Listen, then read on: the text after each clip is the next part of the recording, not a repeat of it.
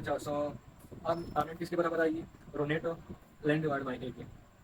अब अगर हम इस डायग्राम को देख लें, सही है। सो इसमें अगर फॉर एग्जांपल इसकी लेंथ थी एल, सो दोनों की सेम डायमेंशन थी ना, सो अगर इसकी लेंथ एल थी सो इसकी भी लेंथ एल थी। अब अगर हम इसको देख लें तो पहले लेंथ यहाँ से यहाँ थी। अब अगर हम आर्नेट ले ले रहे हैं सो इसकी लेंथ ये बन गई, सही है। सो मतलब इसकी लेंथ डबल हो गई। लेकिन अगर हम अंदर वाली वायर को देख ले सो इसकी डायमेंशन सेम है, सॉरी डायमीटर सेम है। सो डायमीटर सेम मतलब इसका क्या है कि एरिया वही है, एरिया में कोई चेंज नहीं आई है, लेकिन नेट इसकी लेंथ इसकी डबल हो गई है। अब हम क्या कर लेंगे, यहाँ आर वन किसके बराबर आएगा? रेजिस्टिविटी रो वन के और एल, क्योंकि डायमेंशन दोनों की सेम है सो हम एल वन ए वन नहीं ले लेते हैं, सिंपली हम एल और एरिया ले लेंगे। और यहाँ सेम वही फार्मूला। सो इसकी समझ आ गई कि लेंथ डबल हो गई लेकिन एरिया वही कांस्टेंट है, क्योंकि दोनों वायर की डायमीटर वही है सो एरिया में कोई चेंज नहीं आया है।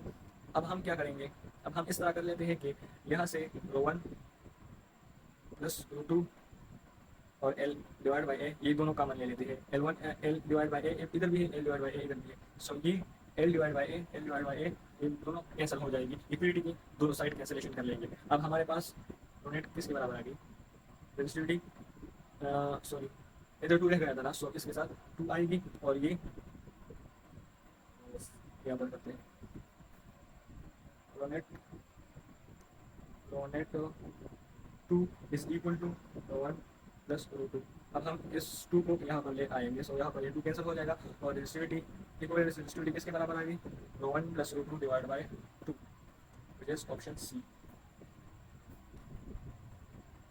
सो द नेक्स्ट वन इज इधर पे गया, resistivity of iron is 10 raised to the power minus 7 ohm meter. The resistance of an iron wire is 1 ohm. If its diameter is half and length is double the resistivity, resistivity will remain same 10 raised to the power minus 9 7. Resistivity ना length पे depend करती है और ना diameter पे और ना area पे डिपेंड करती है।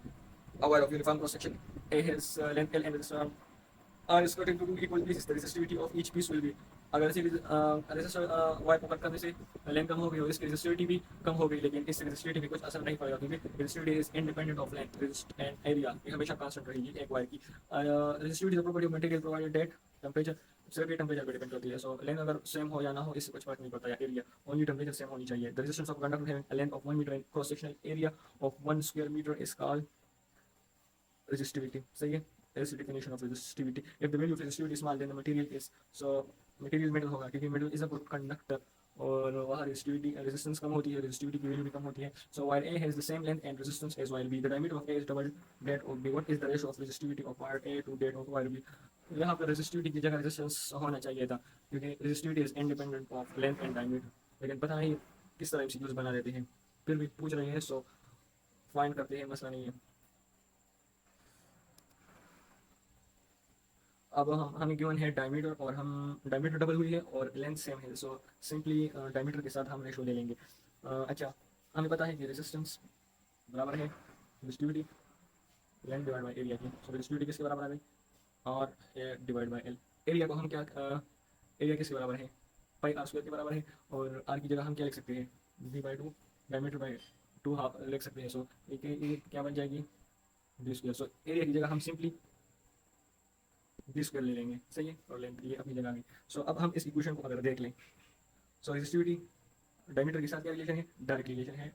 डी स्क्वायर के साथ डायमीटर स्क्वायर के साथ इसका डायरेक्ट रिलेशन है। सो हम क्या कर लेंगे, हम सिंपल वायर ए और वायर बी की रेजिस्टिविटी के रेशो लेंगे और उसके साथ the diameter of A is double that of B, सही है, डायमीटर डबल हो गई है। सो हम क्या करेंगे,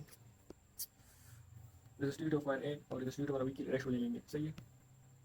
अब रेजिस्टिविटी मैंने आपको बताया कि डायरेक्टली प्रोपोर्शन है, सो हम डायमीटर ऑफ ए अभी और डायमीटर ऑफ वाई बी अभी स्क्वायर ले लेंगे। अब ए की डायमीटर डबल हो गई है सो हम टू की स्क्वायर ले लेंगे बी के बराबर। सो बी को हम वही वन लिख लेते हैं। सो बी क्या बन जाएगी? 4 बन जाएगी। So 4:1 which is option B. Three resistors of resistance 2 ohm, 4 ohm, and 6 ohm are connected in parallel across a DC supply. The ratio of the current through the two resistor to the current through the four resistor is, so let's say हम to register को 1 लेते हैं और 4 register को हम register 2 लेते हैं। अब हमें पता है कि करंट और क्या है यार, करंट का इन्वर्सली रिलेशन है रेजिस्टेंस के साथ। सही है। अब हम क्या करेंगे, अब हम इस तरह कर लेते हैं कि हमने फाइंड करनी थी, हमारे पास टू रेजिस्टेंस गिवन थी, आर वन थी 2 ओम पे और आर टू थी 4 ओम पे। सही है। और हमने फाइंड करनी थी रेशो ऑफ करंट। सही है। सो मैंने आपको बताया कि current is inversely proportional to R. So इसकी रेशो क्या आएगी, R2 डिवाइड बाई R1।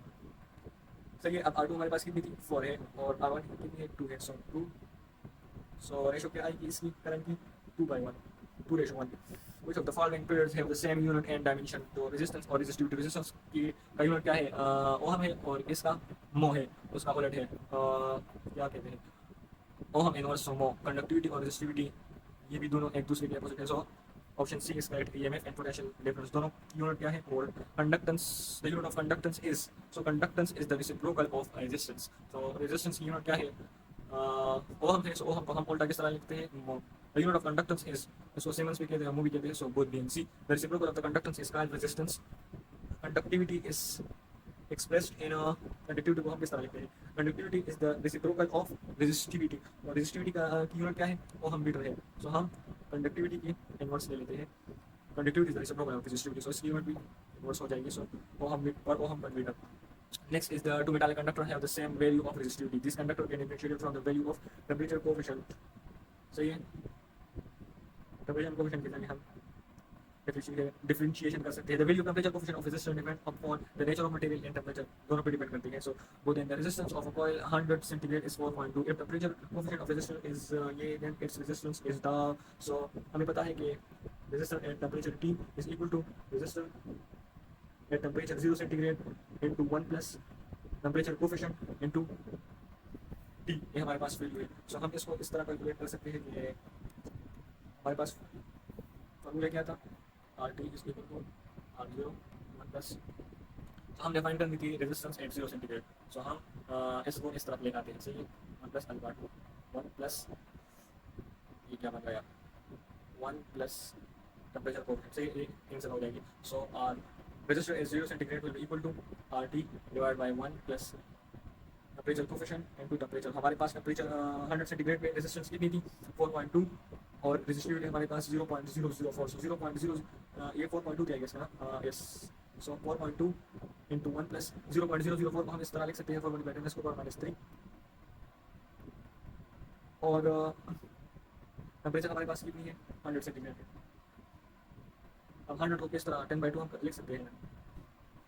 सो इसको कैलकुलेट करते हैं 4.2 डिवाइड बाई 1 प्लस, ये 10⁻², 10⁻³ माइनस 3 क्या बन जाएगा, ये बन जाएगा 4 × 10⁻⁻⁻1। सही है।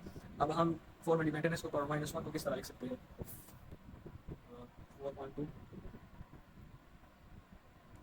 4.2 हमारे पास थी और 1 प्लस 4 × 0.1 आई थी ना। सो हम इसको किस तरह लिख सकते हैं 0.4। यस। सो 4.2 ये दोनों प्लस हो जाएगी। सो 1/1.4 आएगा और 1.4 4.2 ये तकरीबन 3 बनता है। अगर हम इसको डिवाइड करें so it's equal to 3 ohm. The temperature coefficient of resistor of semiconductor is negative. कि अगर हम टेम्परेचर बढ़ाते हैं सेमीकंडक्टर में, सो रेजिस्टेंस डिक्रीज होती है। उसकी रीज़न ये है कि सेमीकंडक्टर में इलेक्ट्रॉन बॉन्डेड होते हैं, केमिकल बॉन्ड्स होती है। सो इलेक्ट्रॉन इतनी ईजिली फ्री नहीं होता। सो अगर हम टेम्परेचर बढ़ाए तो इलेक्ट्रॉन फ्री हो जाता है और करंट स्टार्ट हो जाता है। सो रेजिस्टेंस डिक्रीज हो जाती है। सो इसकी नेगेटिव है temperature coefficient. Why one variable resistor can be used as,